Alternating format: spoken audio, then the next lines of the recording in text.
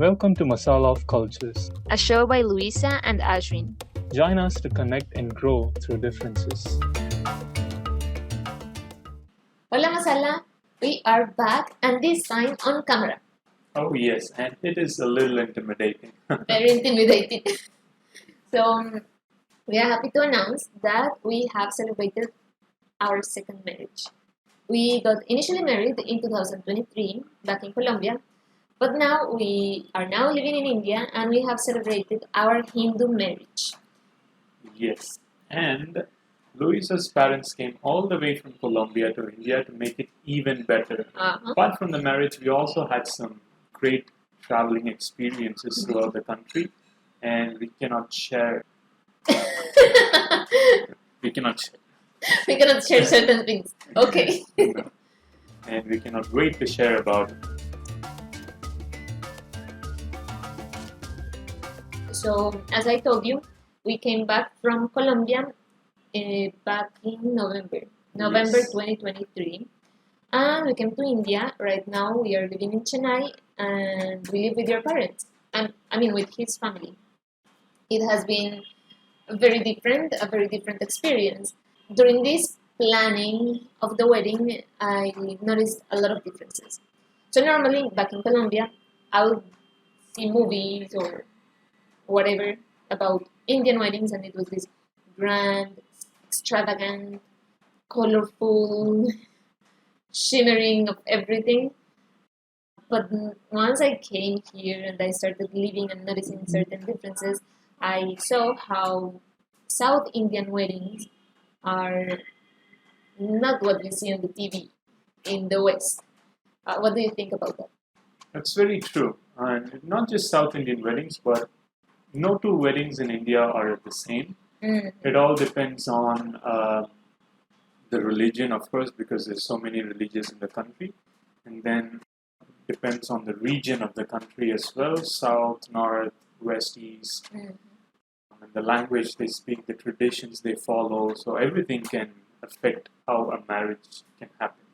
In our case, it was a typical South Indian marriage. Some weddings can last over a week. Like, I'm not talking about my family, but in general. In India, some marriages can last a couple of days to up to a week. But as you asked, in my family, it's usually between 2 to 3 days. So the first day, early in the morning, people decorate the outside of their houses, make a prayer, and then later that there's a turmeric function where close family members come to the house of the bride and the groom, and then they mix turmeric, milk, water. They apply it on the bride and groom. And after that, all the ladies gather together, the women of the family, so they have henna, mehendi tattoos on their hands and legs. So this is all day one, right? All day one, yeah. All day one. And day two, there can be a reception where distant family members and relatives and friends, they all come together to wish, take pictures with the bride and groom and like give gifts to them. And occasionally there's some music and people dance 5 minutes maximum. 5 minutes? Yeah. So that's reception on day two. And day three is when the wedding happens.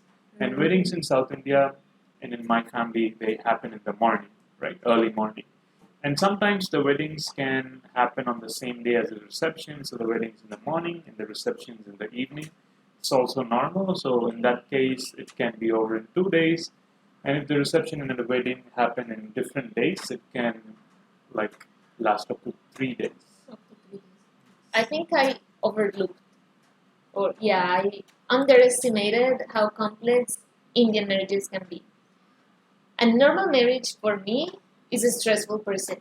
But when you have all these rituals, dresses, points that you have to do, it can be very challenging for an outsider, right?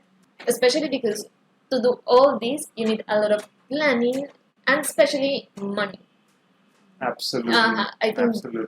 that was the hardest thing for us to come to terms with because this happens in a matter of 2, 3 days, one day, right? And it's a lot of money. And it kind of goes against our goals. Or it wasn't aligned, yeah. Yes, It wasn't absolutely. aligned with our goals. I mean, every Indian parent wants to have a grand wedding for their son or daughter, and it's not different with my parents either. There obviously needed to be a lot of planning around the finances and around all the logistics of the wedding. So this was the hard part because our ideas of marriages, like the both of us, we had an idea of how we wanted it to be, and our parents, they had an idea of how they wanted it to be. So it was not matching. It was very different. So, like getting to a middle point was the real challenge. But I want to pinpoint that, is that how you say it? Pinpoint, yeah. That your parents have been absolutely supportive of our relationship and they're very open minded. So I think that makes the whole path easier for us when the rest of the family is not against you, but just trying to find middle grounds, right? So I want to thank them for that because it helps a lot. Yes, yes. And we also had to sit down and have multiple conversations on how to properly structure it, how to like make both parties happy, and it was very challenging because we did not want it to be too grand, but at the same time we didn't want it to be too simple as well because my parents would not like it. Yes. Uh-huh. For example, we wanted to marry in a temple, but that's too simple for their taste. And they wanted 500 people. That was too much for us. We only wanted the closest friends and family.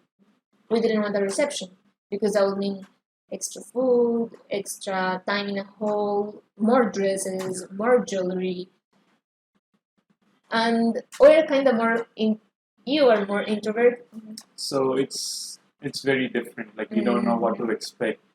You don't know what the rituals they do mean, and you also have in mind that you have to do it in the right way to not offend anybody. So there's so many things going on in the mind. It can definitely be nerve wracking and like a lot of things going on in your mind. Absolutely. And so as we were saying, we have to find the common ground for everyone because if this was an ideal world, we will give 50-50.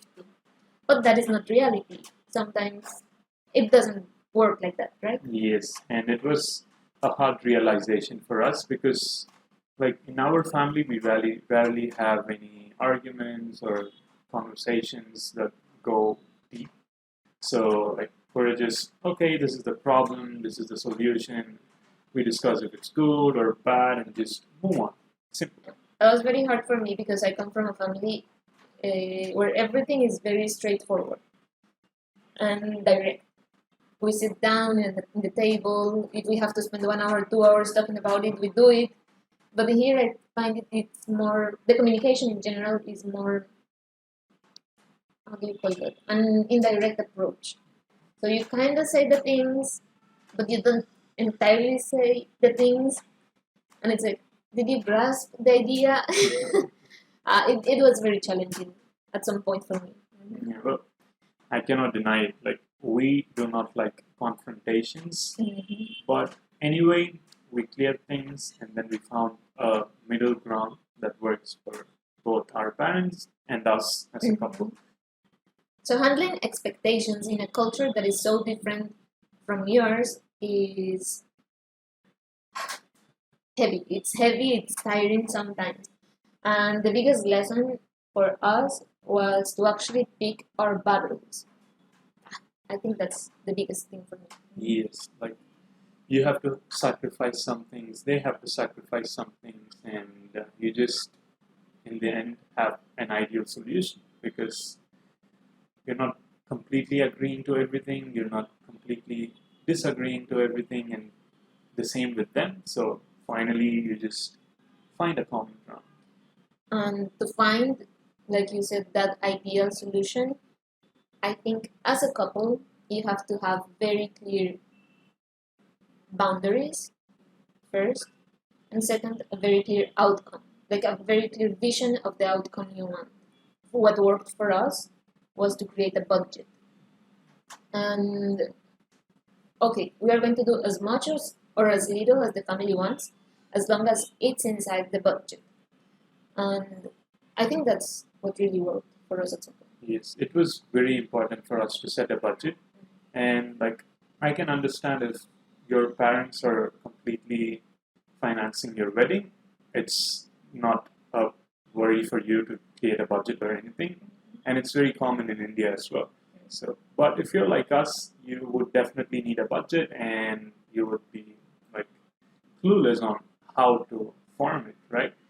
But I think just going online, searching on Google, and then asking your friends, some cousins of yours, if they have gone through the marriage process.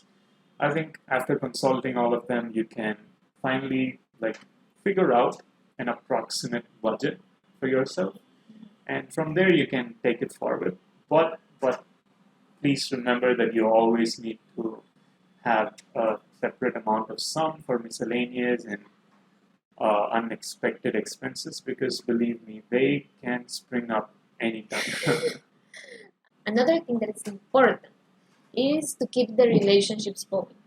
Because as an outsider, everything is different. You don't know when to buy, where to buy, how to buy, how to give. For example, the invitations. You can go and buy, and then they, okay, but there is a specific way you have to give them in a specific timings, and those things your parents helped with everything.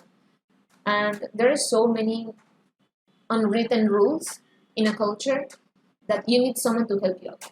So imagine if I was fighting over every single small detail because I would like to do things my way or because I saw this thing online. No, no, because that will burn all the bridges between the family, that will break the trust with your family because it's like it will become a game of egos instead of building a real relationship with your family. That's why you have to be very wise. You have to be mentally organized to know what is worth it and what is not. Absolutely, like you have to be very mindful about that. And in our case, we paid for most of the expenses. Our parents helped with some, but most importantly, like my parents, they had to run around all the time, like looking for the right halls, the right decorators, the food caterers. Calling the people. Yes, calling them consistently and looking for the affordable options, bargaining, especially like giving the invitations to all family members. So we are incredibly grateful for that, and especially because we do not like going out and just exploring so many options. For example, like if we need to buy something, we go to one or maximum a couple of stores, and if we don't find anything, we come home, we search online. That's it. If we really need it. Yeah, if we really need it, or else we just like, okay, let's take care of it next month or something like that. Yeah. As I was telling you, this process can look very intimidating. I mean, the Hindu marriage can look very intimidating as a foreigner. But if you have the right people, so I thank you, I thank your parents, and I wish you a lot of patience because you will definitely need it to have a positive outcome. As I said before, choose wisely your battles, have clear sets, have clear intentions and goals and boundaries, and try not to burn the bridges. Be mindful, keep the relationship with the family going because it will be very important for your life in India. Yes, we wish you the best of luck if you're getting married soon, and definitely let us know how it goes. So now, you and like we are in our 20s, right? And you're in your 20s, and but still you had so many shocks and surprises in India and the marriage process and everything. So, but imagine your parents, right? They've lived a whole lifetime in a completely different part of the world. So, how crazy their experiences must have been. Absolutely. Totally. crazy, funny, shocking, all the things you can imagine. But that will go in another episode. So make sure to follow us on Instagram at Masala of Cultures, and also visit our new brand website, masalaofcultures.com. We're happy to see you again, and till the next time. Nandri, Vanakkam.